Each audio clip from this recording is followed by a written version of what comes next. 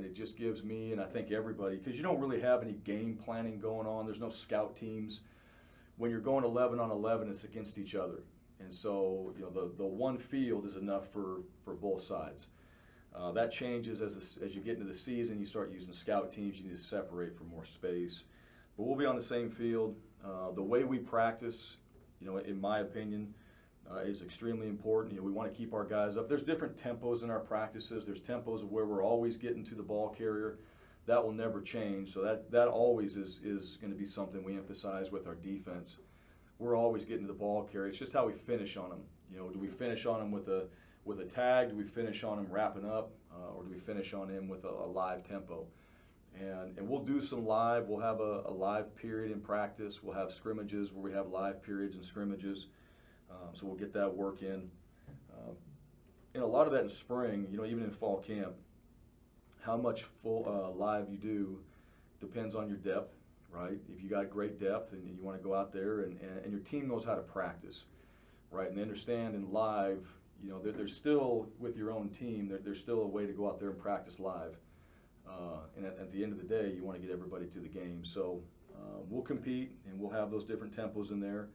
But what I want to do early on, and what we've talked about as a staff, is just establish our habits in practice, right? How we get to the football, how we get off from the sideline to the field, how do we transition from drill to drill, and really making sure that the expectations of how we practice get installed as much as our systems.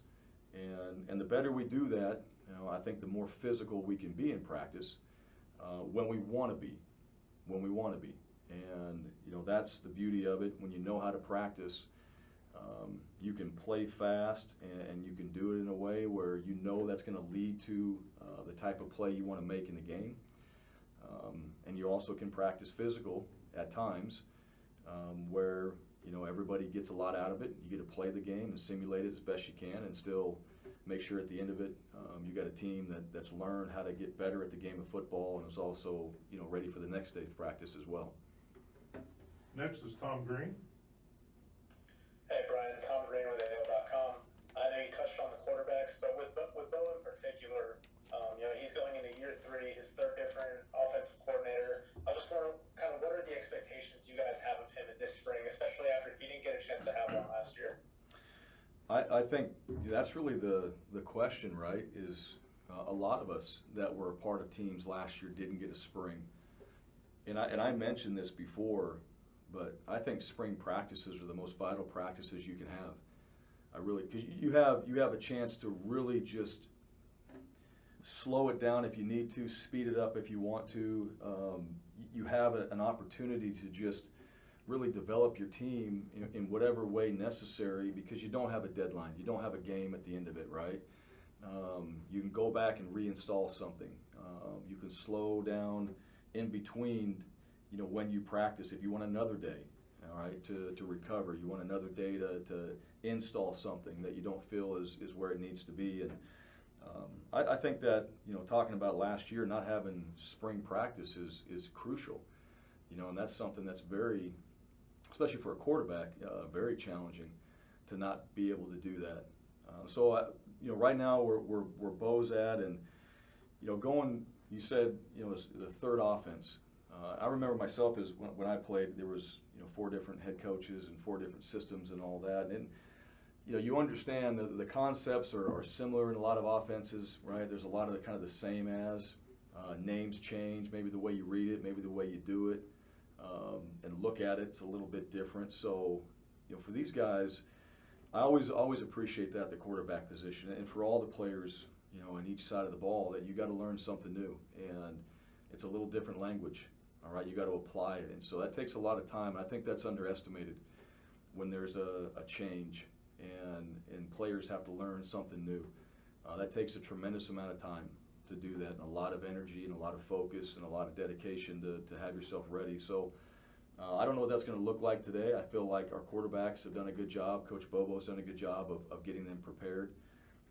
But we're going to see. We're going to see how that looks when we get out there and practice. And my expectations for that group, let's operate. Let's operate from the sideline. Let's get on the field. Let's make sure we go through our process of communication. let's make sure we do it consistently through practice, and then when we get our chance to go make plays, then for the quarterback position, we want to be accurate, we want to make great decisions. And I think that comes from our preparation and then also just, our habits that we're developing out there on the field as we get a chance to practice. So, but the goal right now is to have these practices, right? Is to, number one, have today's, and then continue through this spring and not go backwards, hopefully, where we can have our 15 practices and we can get that work in, and then we have that film and we have all that to go back and review through the off season or the off time leading into summer, and then to build from that into our summer plan that we have into fall camp and then into the season eventually. Next is Bill Cameron. Coach Bill Cameron from The Drive on ESPN 106.7. You've got a really deep tight end room. If you would talk about your philosophy about using the tight end, and do you see the group sort of shaking out as some more traditional tight ends, others maybe more H-back and possibly even fullback? Well, I do, yeah. For that, I do see as, if you have your more in-line guy, off-the-line guy, your fullback type tight ends in there, and I don't know the answer to that yet until we get to see him. All right, but that's typically been a way that we've had in this offense, our tight ends set up. Guys are able to do those things, and some better than others. Right, the fullback position, that's really one of those positions that you don't see very often anymore, but very effective when you do. You go watch some of the teams in the NFL that have really good fullbacks. They make a huge impact on the game. They're able to do things that you just don't see a lot of. And they're usually physical players and really good leaders on the team. They're guys that go hard and probably the glue of the team. And I feel like that with our tight ends. We got a good group of tight ends. I've got a chance to see those guys work out, run, and do some of the conditioning. And I know they're picking up on the offense. I know they're picking up on the things that position requires in our system. And now today we'll get a chance to see that, just guys moving around, how they block, how they catch. How they operate in our system, and we will have a couple tight ends on the field, throughout our first few practices and all that. So you're going to see guys out there, and we're going to have those guys, doing multiple things, and how they operate that will kind of determine, where we go in that second half of spring, and what that continuation of that personnel or that position group looks like as we move forward. Coach, I wanted to ask quickly, is John Samuel going to be able to go through any of the spring? Yeah, he will. He'll go through some spring.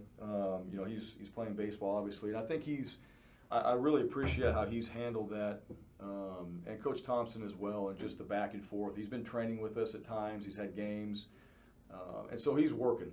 That's one thing. I mean, the one thing about John Samuel, he works. All right, and every chance he gets, if he can be at a morning run, he will. If he can be in an afternoon opportunity where we're out there on the field conditioning, he'll try to be around. He's obviously got baseball, and that's a part of it. So we'll work through what that looks like in the spring and how we manage all that. But we'll get a chance to get some work in with him and then find out kind of how he fits in and let him continue with his baseball and hopefully that goes well for him and their season continues to be successful. Brian Matthews. Yes, Coach Brian Matthews, AuburnSports.com. Thanks for speaking to us. Just want to ask you about your tackle situation. How do you feel about going in the spring? And do you have some guys that can help you there, or do you think you might have to reach to the portal a little bit later? No, I think we have some guys. I mean, we got guys that can help us. Really with the O-line, I mean, you're trying to look at your best five, right? And we're not at our best five right now. We're going to see with the amount of players that we have at the O-line position, go out there and do our individual drills, put them through all the, what tackles would do, guards would do. You have your center positions a little bit different, but all those players, you look at that tackle position, who's got the length to play tackle, all right? But at the same time, we just got to see these guys get out there and get on a board and get some one-on-ones going and come off the ball and strike. And then we'll start to move around and kind of play with, the first five guys in there and how that looks, and then start to work with our depth that we do have. We do have to continue to keep recruiting the O-line. All right, that even regardless of what it looks like coming out of spring and where we are, we got to continue to keep developing our O-line. We got to continue to keep recruiting the O-line and create some separation, just in years. we got some guys in that junior class that are stacked up.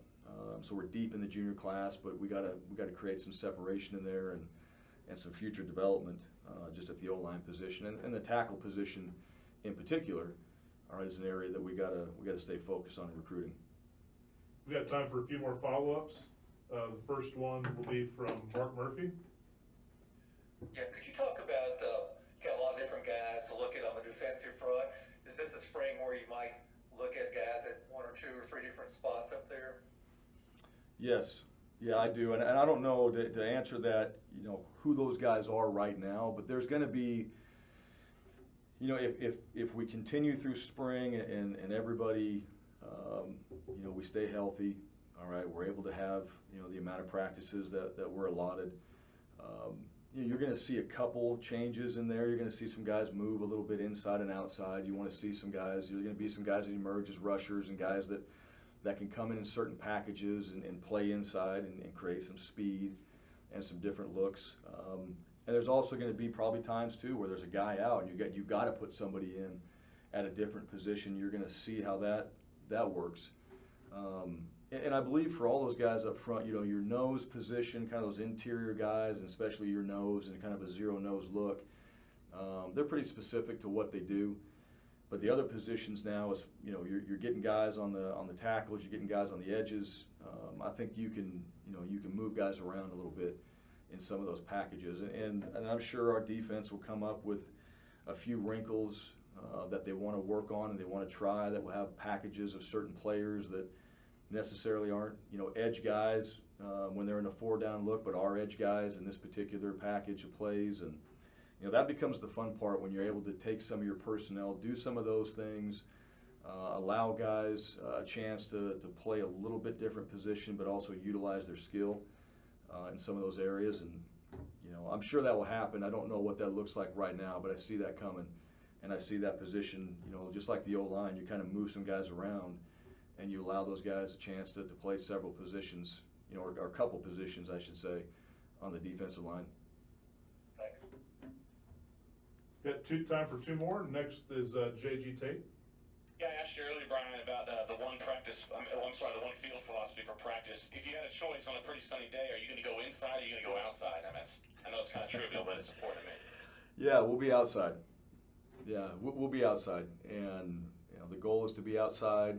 We'll certainly use the indoor, and I think the nice thing about the setup here is you have the 2 fields right by each other. You have 3 fields right next to each other, which creates an opportunity for us to get in and out with no wasted time. And that's one of the purposes behind being on one field, is you want to try to be as efficient as you can with your team and transition from drill to drill. But no, I'm an outside guy. I prefer to be outside, and at times there'll be where the defensive backs need to go in there and get some long ball work and all that. They'll transfer into the indoor or outdoor, depending on where we are, and give our guys a chance to go work some of those things. But wherever we're at, we'll get some work on that one field and try to be as efficient as we can.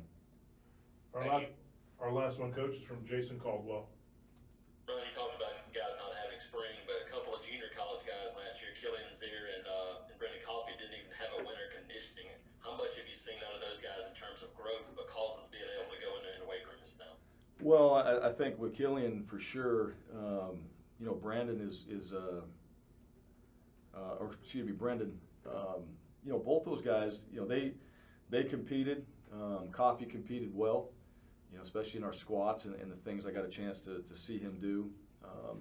But you said it. I mean, at the end of the day, you got to train. You got to train to play this game, and so you got to be able to get in the weight room and condition, and you've got to be able to lift, and you've got to prepare your body to go play. You got to practice in order to get better at the game. And there's really the only way to improve at anything is to go out there and actually do it. And so not having a chance to train, not having a chance for spring practices, and I think that was something that affected a lot of teams this last year. And I know right now there's a lot of teams that they're already in spring practice. There's teams that are getting ready for spring practice. And every coach and every player in America right now